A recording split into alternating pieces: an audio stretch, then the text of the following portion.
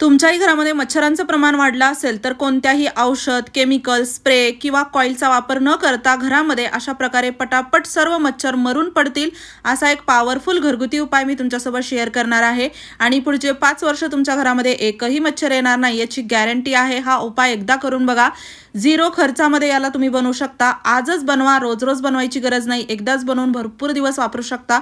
याला बनवायचं कसं काय सर्व डिटेलमध्ये मी शेअर करणार आहे, त्यामुळे व्हिडिओ शेवटपर्यंत बघा, 100% रिझल्ट मिळेल आणि आवडल्यास मित्रपरिवारासोबत शेअर करायला विसरू नका।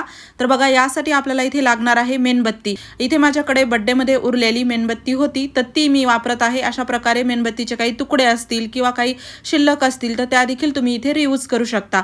कोणतीही एक छोटी मेणबत्ती घ्या, त्याला अशा प्रकारे खिसून आपल्याला बारीक करायचं आहे। वाटलंच तर बारीक छोटे तुकडे केले तरी चालतात, अगदी तुमच्यानुसार।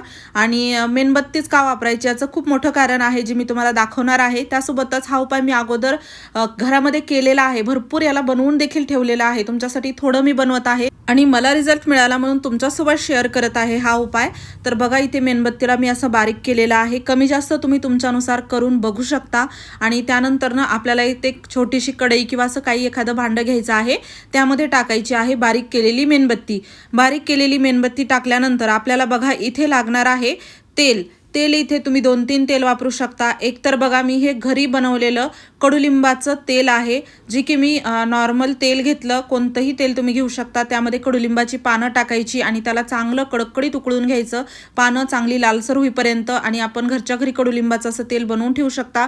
पण कडुलिंबाचं तेल नसेल तर तुम्ही इथे मोहरीचं तेल किंवा एरंडीचं तेल देखील वापरू शकता किंवा कोकोनट ऑइल जरी वापरलं तरी चालतं।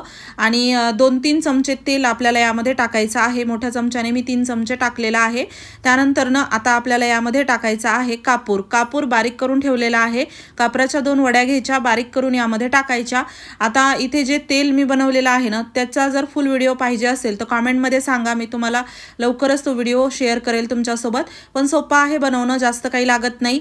आणि नसेल कडुलिंबाचं तेल तर अगदी मार्केटमध्ये विकत देखील मिळतं, पण नसेल पाहिजे तर कोणतंही दुसरं तेल घेतलं तरी चालतं। आणि त्यानंतर ना चांगलं याला व्यवस्थित कापूर टाकून मिक्स करायचं। आता यानंतर आपल्याला इथे लागणार आहेत लवंग। लवंग तिथे 4 ते 5 लवंग घ्यायच्या आहेत आणि लवंग फुल असलेलीच घ्यायची, फक्त दांडी घेऊन काही त्याचा फायदा होत नाही। फुल असलेली चांगली वास येत असलेल्याच लवंग आपल्याला वापरायच्या आहेत। आणि हो, तुम्ही हा व्हिडिओ कोणत्या गावातून किंवा शहरातून बघत आहात ना, ते मला नक्की कॉमेंट बॉक्समध्ये सांगा, जेणेकरून माझा व्हिडिओ कुठे कुठे पोहोचला मला ते कळेल। आता यानंतर बघा, आपल्याला ना लवंग जे आहे त्याला बारीक करून घ्यायचं आहे। तर मी अगोदरच पावडर करून ठेवलेलं आहे लवंगचं, ते मी यामध्ये टाकत आहे। व्हिडिओ मोठा होऊ नये म्हणून मी अगोदर काही तयारी करून ठेवली होती। आता तुम्ही फक्त लवंग घ्यायची, खलबत्त्यामध्ये बारीक करायची आणि ती यामध्ये त्याची पावडर करून टाकायचं, किंवा अख्खी लवंग जरी टाकली ना तरी चालतं। त्यानंतर ना आता तुम्ही जर कडुलिंबाचं तेल या ठिकाणी वापरलं नसेल तर तुम्ही वाळलेली कडुलिंबाची पानं किंवा फ्रेश कडुलिंबाची काही अशी पानं घ्यायची, अर्धा वाटी। आणि त्याला एकतर ओली पानं असतील तर तोडून किंवा खलबत्त्यामध्ये ठेचून घ्यायचं थोडंसं ओबडधोबड, किंवा वाळलेली असतील तर असं बारीक त्याला थोडंसं चोळून घ्यायचं, बारीक त्याचा चुरा करायचा। तर कडुलिंबाचं तेल वापरलं तर हे स्किप केलं तरी चालतं, पण कडुलिंबाचं तेल नसेल तर हे तुम्ही कडुलिंबाची पानं यामध्ये नक्की टाका, म्हणजे कसं रिझल्ट आपल्याला नक्की मिळतोच मिळतो। आता यानंतर ना आपल्याला काय करायचं आहे बघा, कडुलिंबाचं पानं पूर्ण यामध्ये आपण टाकली, चांगलं व्यवस्थित मिक्स केलं।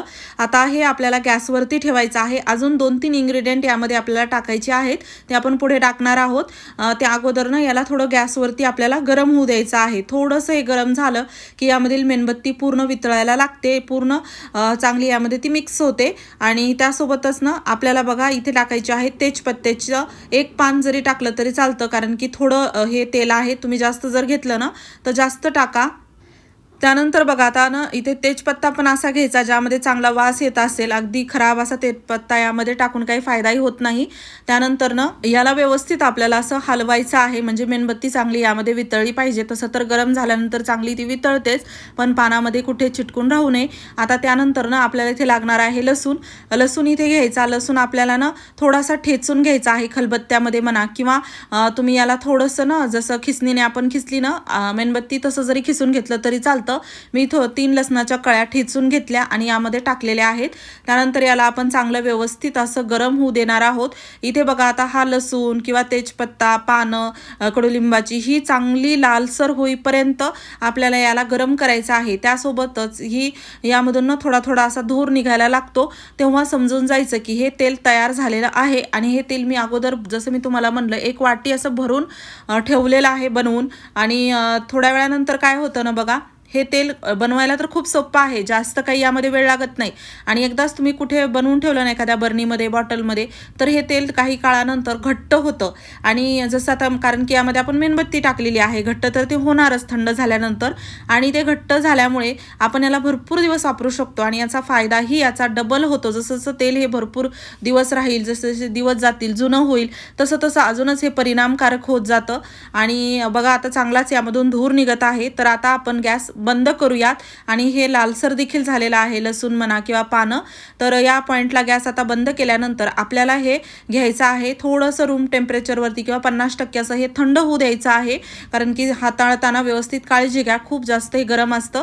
आणि जसं की मी म्हणलं मी अगोदर बनवून ठेवलेलं आहे, तर बघू शकता अर्धा वाटी, मी पूर्ण 1 वाटी बनवलं होतं पण संपलं, अर्धा वाटी राहिलेलं आहे। आणि परत आता हे स्टॉक मी केलेलं आहे आणि याचमध्ये मी याला गाळून घेत आहे। तुम्ही एखाद्या स्वच्छ वाटीमध्ये याला गाळून घ्या। आता 1 वाटी पूर्ण हे तेल झालेलं आहे। म्हणजे कसं प्रत्येक वेळेस काही जास्त लागत नाही, एवढं हे तुम्हाला 2-3 महिने जाईल। कारण की खूप 1-2 महिने अगोदर मी बनवलं होतं आणि खूप थोडंसं वापरावं लागतं। आता तेल गरम आहे तोपर्यंतच आपल्याला इथे ना विक्स घ्यायचं आहे, जे की आपल्या घरी असतंच विक्स घ्यायचं। आणि खूप कमी विक्स लागतं, बघा किती थोडं घेत आहे, 2 वेळा मी एवढं घेतलं। जास्तीत जास्त 4-5 थेंब विक्स झालेले आहेत आणि गरम चमचा होता तेलामधलाच, म्हणून हे जसं मी चमच्यावर घेतलं की वितळलं पूर्ण।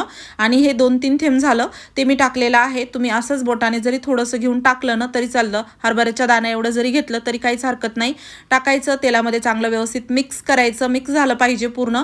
आणि बघा या दिव्यामध्येच ना मी नेहमी हे लावते, तर त्यामध्ये अजूनही थोडंसं शिल्लक आहे घट्ट तेल हे, कारण की थोड्या वेळानंतर थंड होतं। तर एक वात ठेवलेली आहे, फुलवात मी, आणि त्यामध्ये हे तेल टाकत आहे। रेग्युलर फक्त एवढंच करायचं, एक दिवा घ्यायचा, त्यामध्ये वात ठेवायची, त्यामध्ये हे तेल टाकायचं आणि जास्त तेल टाकायचं नाही दिवा भरून, अगदी थोडंसं अर्धा दिवा तेल टाकायचं किंवा 1 चमचाभर तेल टाकायचं। आणि त्यानंतर आपण याला लावणार आहोत रोज संध्याकाळी, किंवा जेव्हा तुम्हाला वाटत असेल की मच्छर आहेत किंवा लहान मुलं झोपणार आहेत, त्यावेळेस तुम्ही जर हा दिवा घरामध्ये लावला ना, तर हा दिवा झोपण्या अगोदर अर्धा तास रूममध्ये जर लावला कुठे कोपऱ्यामध्ये ना, तर तुम्हाला एकही मच्छर चावणार नाही। किंवा लक्षात नाही मुलं झोपले आणि त्यानंतर दिवा लावायचा आहे, तर लावू शकता घरामध्ये कुठेही एका कोपऱ्यामध्ये, याला लावून ठेवा, पूर्ण रूममध्ये तुमच्या एकही मच्छर चावणार नाही। आणि जर तुम्हाला घरामध्ये हवा असेल तर काही वेळानंतर जागा बदलत राहा घरामध्ये, म्हणजे प्रत्येक कोपऱ्यामध्ये घरातील एकही मच्छर राहणार नाही। नक्की करून बघा, खूप सोपा उपाय आहे, अगदी पैसेही खर्च होत नाहीत, रिझल्टही चांगला मिळतो आणि केमिकल वापरायची गरज पडत नाही। आणि हो, काही प्रश्न असतील तर कॉमेंट बॉक्समध्ये विचारा, मी लवकरच त्याचे उत्तरं देईल। व्हिडिओ आवडला असेल जास्तीत जास्त शेअर करा, चॅनलवरती नवीन असाल तर सबस्क्राईब करायला विसरू नका। पूर्ण व्हिडिओ पाहिल्याबद्दल मनापासून धन्यवाद।